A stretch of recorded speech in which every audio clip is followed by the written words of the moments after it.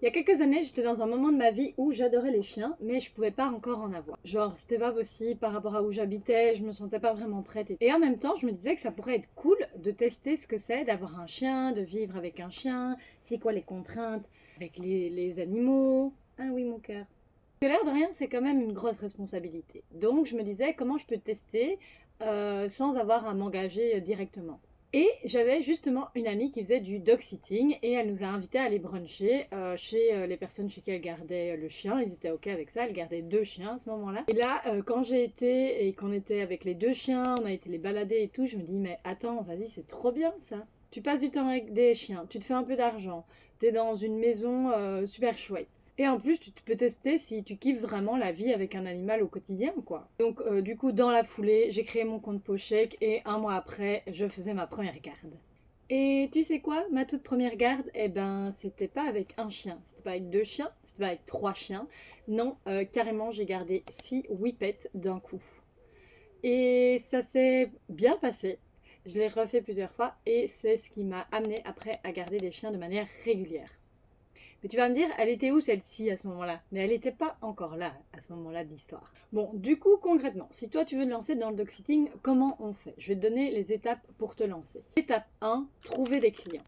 Ben oui, première chose, comment on trouve les gens pour garder le chien? Il y a beaucoup, beaucoup de demandes, sache-le. Et il y a plusieurs options. Moi, je te conseille de faire un mix de ces options-là. Tu vas un peu trouver après ce qui fonctionne pour toi ou pas. D'abord, il y a les applications. Moi, j'ai utilisé Poshake, mais je sais qu'il en existe plein d'autres.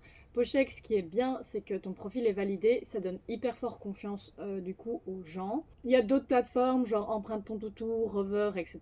N'hésite pas à regarder ce qui existe, ce qui est comparé et à t'inscrire même limite sur plusieurs plateformes, puisque bah, plus tu es sur des plateformes, plus tu auras de la clientèle.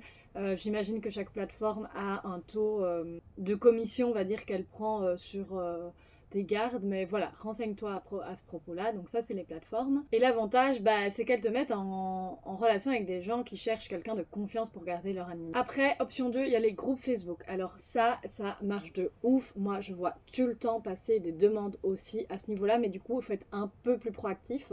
Parce que généralement, c'est les gens qui demandent et donc bah, tu vas pas recevoir une notif comme sur une appli où on te demande à toi directement, ils font une demande plus large et là bah, tu es directement en concurrence aussi avec les autres personnes. Après, ce que tu peux faire pour toi être proactif, bah, c'est publier une annonce. Moi, typiquement pour garder Note, bah, à un moment donné, je cherchais quelqu'un. J'ai juste vu popper une annonce d'une personne qui faisait des gardes dans la région et je l'ai sauvegardée et un mois après, je la contactais parce que j'avais besoin d'elle. Donc fais-le, tu sais pas, ça se trouve, un mois après, il y a quelqu'un qui va revenir vers toi parce que les gens n'ont peut-être pas besoin au moment T. Ça, c'est sur les groupes Facebook bah, de ta région, de ta commune, des communes avoisinantes, voilà, tu peux poster. Et puis, tu as aussi des groupes spéciaux recherche garde animaux par région. Moi, je sais qu'il y en a un garde animal Belgique. Voilà, il doit y en avoir sur les différentes provinces ou si tu es en France sur les différents, je sais pas, départements, régions, etc. Renseigne-toi à ce niveau-là, mais c'est assez facile de trouver. Et puis finalement, bah, la troisième chose, ça va être le bouche à oreille. Je pense que dès que les gens seront contents de toi, les gens parlent entre eux et donc ils te recommanderont. Moi, c'est ce qui est arrivé plusieurs fois chez les personnes chez qui je vais régulièrement. Je sais qu'ils me citent souvent auprès des personnes qui cherchent des gardes de chiens et donc grâce à ça, ça marche assez facilement. N'hésite pas à le dire autour de toi. Sait-on jamais que la première garde ce soit pour des amis à toi ou ta famille. Je publie aussi beaucoup sur les réseaux sociaux quand je garde des chiens. Ça fait que les gens qui me suivent, bah, c'est un rappel constant que je garde des chiens. Et donc, bah, quand eux, ils ont besoin, ils pensent à moi et ils m'envoient un petit message. Alors, Poché, comment ça fonctionne? Parce que je te parle de cette plateforme parce que c'est celle que je connais. Sache qu'il te faut des photos avec des animaux et des animaux différents. Ton profil, il va devoir être validé. Donc, ça met un peu de temps. Il faut que tu fasses une chouette description, que tu aies des photos avec des animaux. Moi, au départ, bah, j'en avais pas. On a fait des photos quand j'étais chez mon ami qui gardait les chiens. On a déjà fait des photos avec ces chiens-là. Puis j'étais chez ma cousine, j'ai fait des photos avec. Et dès que j'allais chez des amis qui avaient des chats ou des chiens, je faisais des photos avec eux pour voilà, montrer que j'aimais les animaux et que j'étais à l'aise. Une chouette description, ça donne envie. Puis tu dois mettre les services que tu proposes. Parce que ça, c'est important. Qu'est-ce qu'on propose comme garde pour les gens? Alors, tu en as plusieurs qui sont possibles. Ça, c'est à toi de voir ce que tu as envie de faire, pas faire ce que tu as la possibilité de faire ou pas. Moi, j'ai commencé par les gardes au domicile de l'animal. Donc, ce qui se passe, c'est que les gens partent en vacances et je vais chez eux garder leur animal. Les gens, ils aiment bien ça parce que le chien garde ses habitudes et donc ils n'ont pas de stress par rapport à ça. On vient et en même temps, on garde leur maison. Donc, franchement, c'est tout bénef pour eux. Tu peux aussi garder les animaux chez toi. Alors ça, moi, avant, je le faisais pas. Je l'ai testé une première fois ici. Je le faisais pas avant parce que c'était juste pas possible. Je vivais en coloc et donc les gens avec qui je vivais ne voulaient pas. Voilà, à toi de voir. Est-ce que tu as un jardin? Est-ce que tu as un jardin clôturé? En ville, si tu as juste un appart, ça peut aller parce que tu vas garder des chiens de gens qui sont aussi en ville et qui savent comment ça marche et donc tu devras sortir le chien régulièrement, mais il faut que tu saches que dans ces cas-là, il faut que tu sois présent pour l'animal, quoi. Tu peux pas vraiment le laisser tout seul chez toi. En tout cas, moi, je ne laisse jamais un chien qui n'est pas mon chien tout seul chez moi. Alors ensuite, tu as les balades. Ça, c'est aussi tout bénef. À toi de définir dans quel kilométrage tu veux bien aller balader les chiens parce que voilà, c'est aussi des petits services qu'on rend, mais si tu dois faire 50 km, est-ce que c'est rentable? Je crois pas. Moi, ce que je fais, c'est que je propose des balades d'1 heure. Donc, le type de personnes qui me contactent, ce sont des personnes qui font parfois des grosses journées de travail et qui ont besoin de quelqu'un qui passe dans la journée promener leur chien. Donc là, c'est des balades d'1 heure et souvent je prends Noot et comme ça, les chiens, Noot c'est ma chienne qui est ici, que j'ai pas encore présentée mais je vous expliquerai. Donc je prends Noot avec et on va se promener, parfois je prends les chiens en voiture pour qu'on aille un peu plus loin, voilà. Ça c'est hyper chouette aussi. Et alors après, tu as les visites à domicile, bon ça se fait plus pour les chats que pour les chiens. Moi, je le fais pas trop parce que devoir faire des allers-retours pour passer du temps avec les animaux, c'est plus compliqué, c'est moins ce qui me plaît. Moi, j'aime bien vraiment nouer un lien avec le chien et donc soit le garder chez lui, le garder chez moi ou faire des balades, avoir des chouettes moments que voilà, passer 1 heure à domicile, c'est moins mon truc, mais c'est aussi des services que tu peux proposer et que les gens peuvent te demander. Ça y est, t'es inscrit sur les plateformes, tu as fait ta pub sur Facebook, tu as défini tes services et maintenant il y a un premier client qui te contacte. Le truc le plus important, c'est la rencontre avec les chiens. N'accepte jamais de garder un chien si tu t'es pas déjà rencontré le chien une première fois. En fonction du type de garde, voilà, si c'est des promenades, tu vas faire une balade avec le propriétaire et son chien. Si c'est une garde à domicile, tu te rends au domicile des gens, tu vas voir un peu, tiens, quelles sont les habitudes du chien, à la maison, rencontrer les propriétaires. Si c'est une garde chez toi, pareil, tu demandes un test avant ou au moins une rencontre avec le chien pour voir un peu, déjà que le chien te connaît, si tu déjà vu au moins une fois, et que toi tu vois un peu quel est le caractère du chien. Ça te permet aussi de poser des questions au propriétaire sur les habitudes du chien. Je dis du chien, mais ça peut être du chat aussi, hein, parce que voilà, moi je fais moins de garde de chat, même si j'en ai déjà fait avant d'avoir Noot. Même d'autres animaux, parce qu'il y a des gens c'est pour leurs chevaux, il y a des gens c'est pour des petits animaux, tout peut être possible.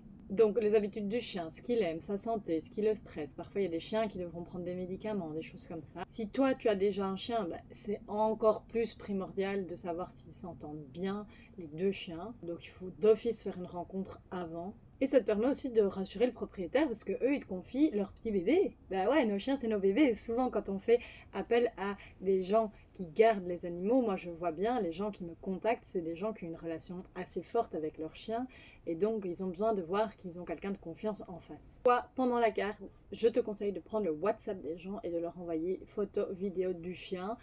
Les gens adorent, ça nous rassure de voir qui va bien, qui s'amuse, que tout se passe bien. Bon après, t'as des gens, ils sont hyper habitués à faire garder leur chien et tout, ils ont zéro stress. Et puis t'as des gens, ils sont plus stressés, ça dépend un peu des personnes, tu verras bien, mais ils aiment bien quand même avoir des petites nouvelles. Et essaye d'être disponible si les propriétaires t'envoient un message, essaye de répondre assez rapidement. Voilà, c'est les trucs un peu importants qui feront qu'après les gens te rappelleront et qui te conseilleront aussi aux autres personnes s'ils sont contents de toi. Après, no stress, si t'aimes les animaux, ça va être naturel tout ça, hein. Ah oui, mon cœur, oui, oui, bébé. Alors, j'ai dit que je vous expliquerai parce que moi, j'ai un chien. Et donc, comment est-ce qu'on fait pour garder un chien quand on a déjà son propre chien? Donc, moi, je faisais des gardes avant d'avoir Noot. Et maintenant que je l'ai, je continue à en faire. Et franchement, c'est trop bonus parce que elle se fait des copains. Quand je vais balader un chien, en fait, j'en profite pour faire sa balade à elle. Donc, ça ne me met pas plus de balade vraiment sur une journée. L'autre chien aussi, il a une copine, surtout que Knut, elle s'entend super bien avec les autres chiens. Donc, si vous prévoyez d'adopter un chien et que vous faites du dog sitting, vraiment privilégiez la socialisation de votre chien avec d'autres chiens pour que ça se passe toujours super bien. Donc voilà concrètement comment ça se passe de garder des chiens avec d'autres chiens. C'est surtout, comme je le disais, faire la rencontre avec les autres chiens. Ça c'est hyper important pour vérifier que ça se passe bien, même si votre chien est sociable. Moi, la mienne, je sais qu'elle s'entendra toujours avec les autres chiens, mais c'est hyper important pour moi d'avoir un premier contact avec je dis le propriétaire, j'aime pas ce terme, mais voilà, le parent de l'autre chien, pour déjà pour voir comment son chien interagit, voilà, quels sont ses comportements, est-ce qu'il est un peu, il est hyper jouette comme nous, est-ce que il est un peu réfractaire, il aime bien qu'on le laisse tranquille, comment il communique ses besoins, voilà. Et donc le fait d'avoir cette rencontre et de voir le propriétaire, une fois que j'arrive pour la garde, tout est beaucoup plus fluide parce que je sais déjà comment réagit et comment fonctionne le chien. Alors, qu'est-ce que ça a changé dans ma vie de faire du dog sitting? Déjà, d'avoir cette petite louloute là, parce que sinon je l'aurais jamais prise. Enfin, je l'aurais jamais prise, c'est pas vrai, je l'aurais sûrement prise. Mais je me suis rendu compte que j'adorais vraiment les chiens. Point d'en adopter un an plus rapidement que prévu. Je vous explique. Je vais faire une garde avec 2 chiens, dont un chiot de 4 mois. Et là, j'ai complètement craqué. Lui faire des petits exercices de assis, couché, avoir une petite boule de poil.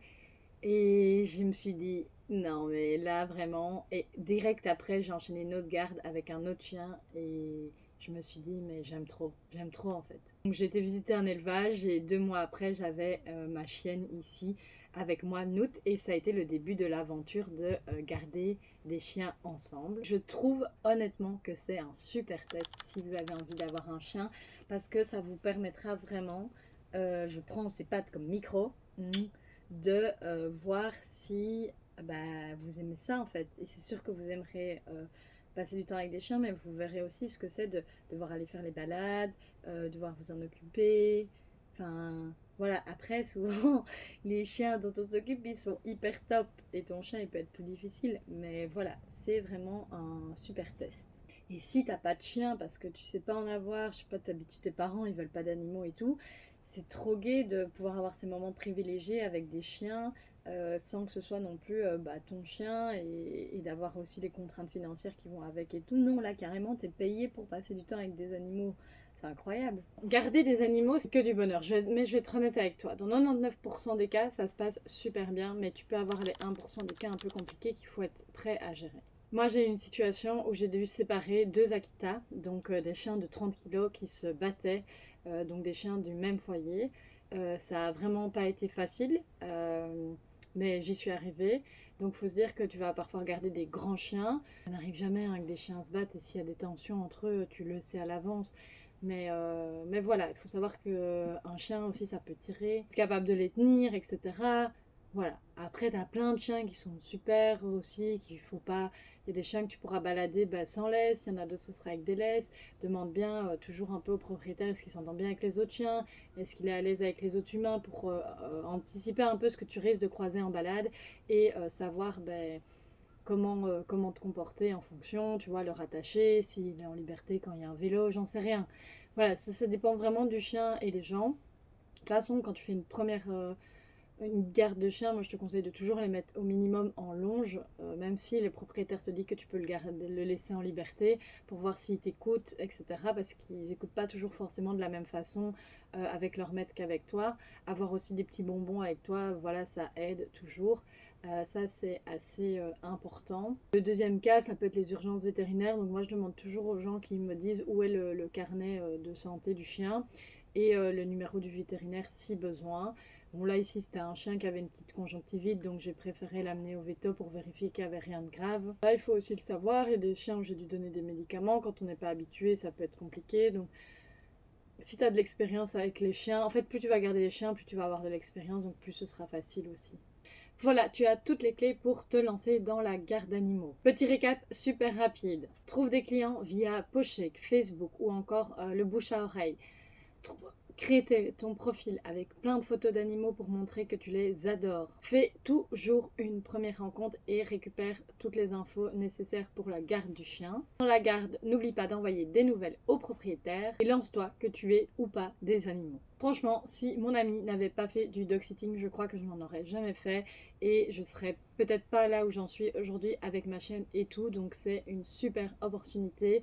Vraiment, si tu es étudiante ou si tu as du temps, si tu fais beaucoup de télétravail par exemple, ça peut être un complément de revenus super top, mais surtout un super bon moment pour garder des animaux avec toi. Si tu as aimé cette vidéo, n'hésite pas à m'aider en likant et en t'abonnant. Dis-moi un peu en commentaire, voilà, si tu as des questions, n'hésite pas, s'il y a des choses qui te stressent, tiens-moi au courant ici en commentaire. À très vite!